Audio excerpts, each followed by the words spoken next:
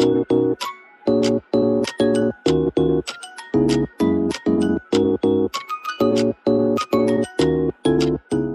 and welcome back to Old Soul Podcast. My name is Bree, that's spelled B-R-E-I. Thank you so much. Today's film review / commentary is about the film Caddo Lake. It was released in 2024 with a rating of PG-13 and a runtime of 1 hour and 43 minutes. The director of this film is Logan George and Celine Held. You can find this film as a Max original on the Max streaming service. My reviews will always have spoilers, so if that's not what you want, you need to go watch it and then come back. I want to talk about the film.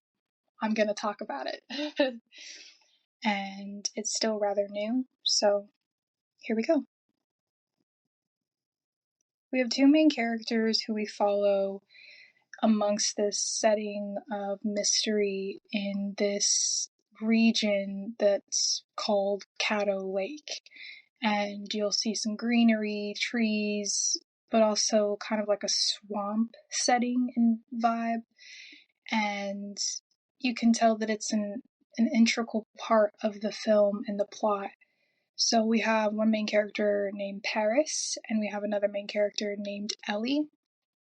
Pretty quickly, you'll see that the twist is that there are several things going on at once, and maybe everything isn't exactly what it seems, or where it seems to be.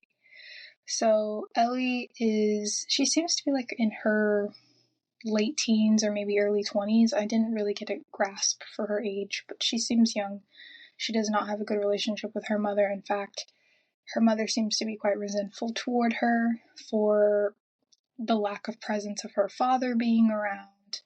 She eventually leads on and explains why she maybe is the way that she is, which we find out in bits and pieces, but for the most part, Ellie and her mother fight, argue, disagree, to the point where Ellie is literally staying at a friend's house for weeks, months at a time. The only person in her family besides her mother is her stepsister Anna and her stepfather. And there's some tumultuous relationships there. And then we have Paris, because again, the film jumps from Paris to Ellie.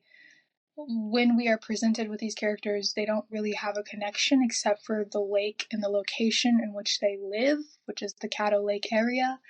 And so jumping to Paris is probably in his mid-20s or so.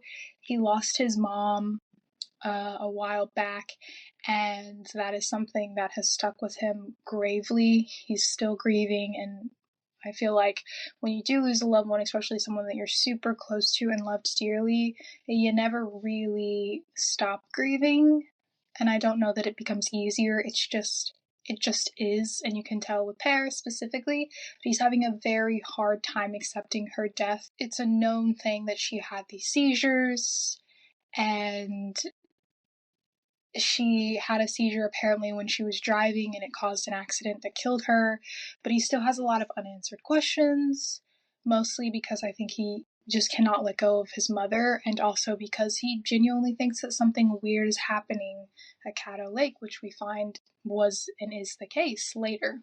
But of course, the people around him, his girlfriend, is trying to help him, but clearly there's tension there of Paris sort of being stuck in this rut, in this time that everyone else is trying to move on from in the best way that they can, but they clearly love him. Like, his girlfriend loves him, his father loves him, they want the best for him, but they also kind of seem to not want to talk about the things that Paris wants to talk about, that he's constantly thinking about, and that's sort of the tension in his life.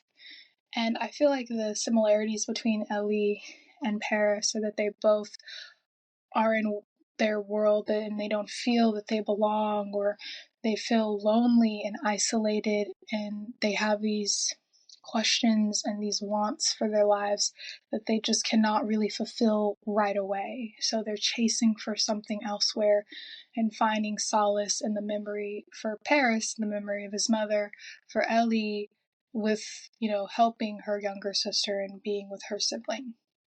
So the main center point of the film is Anna, because Anna goes missing, and we're back to Ellie.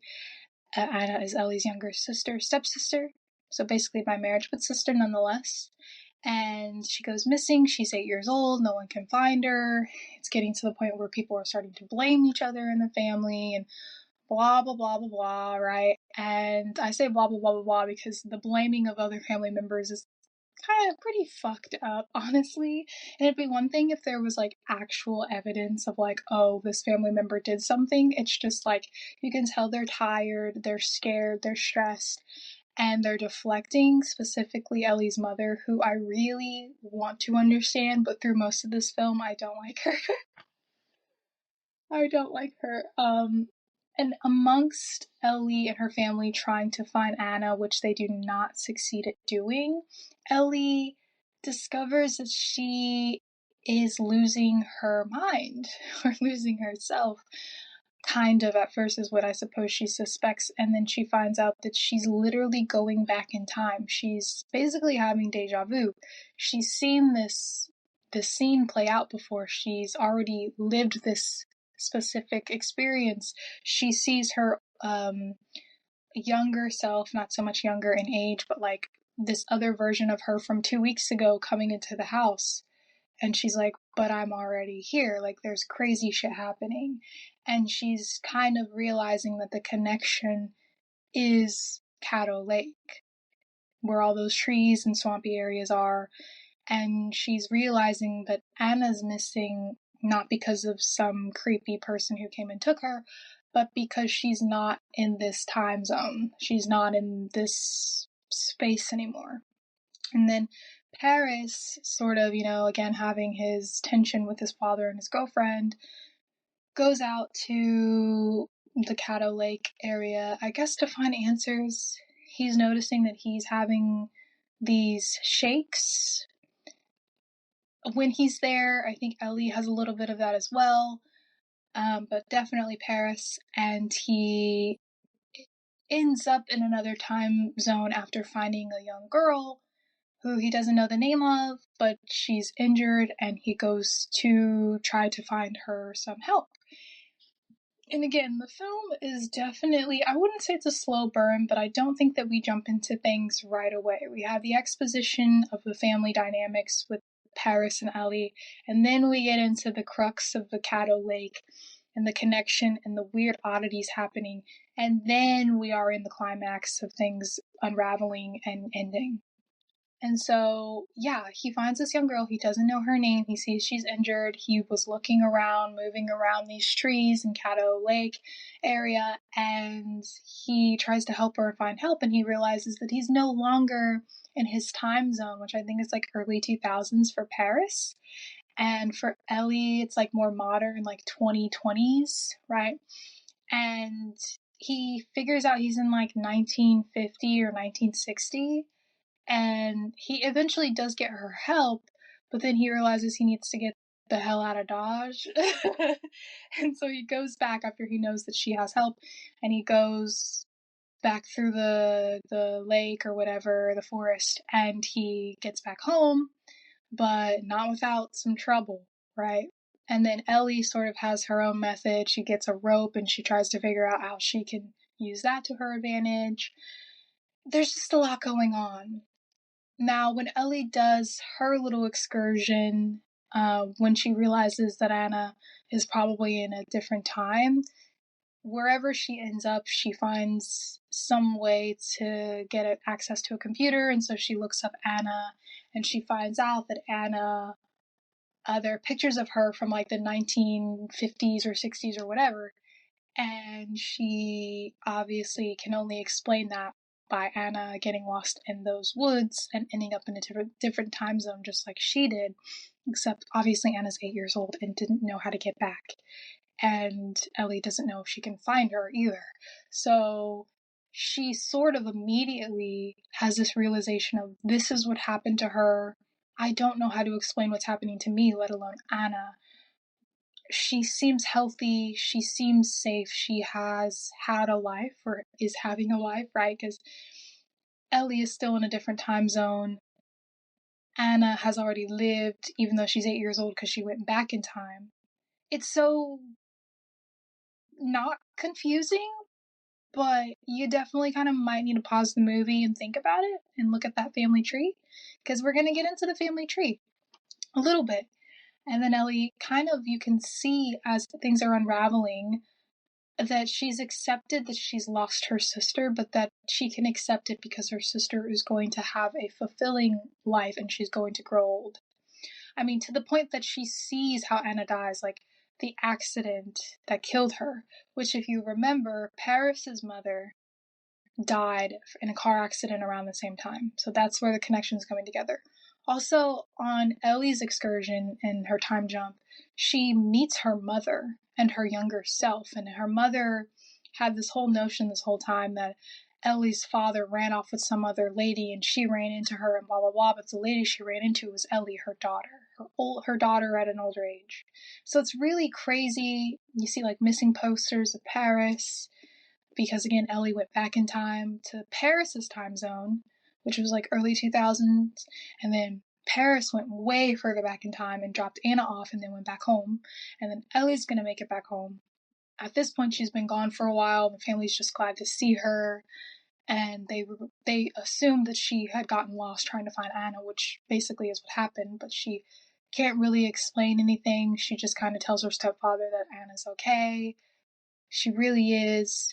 And the father, I think, sees it as like, we have to tell ourselves that and we hope for that, but I don't know that I'm going to find my daughter again, but Ellie's okay.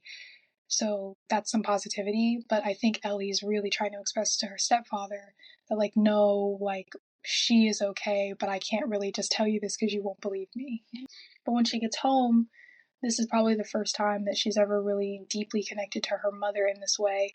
And she tells her mother that, like, basically, Anna's fine. Here's literally a picture of her from this older time zone where this picture has like no color.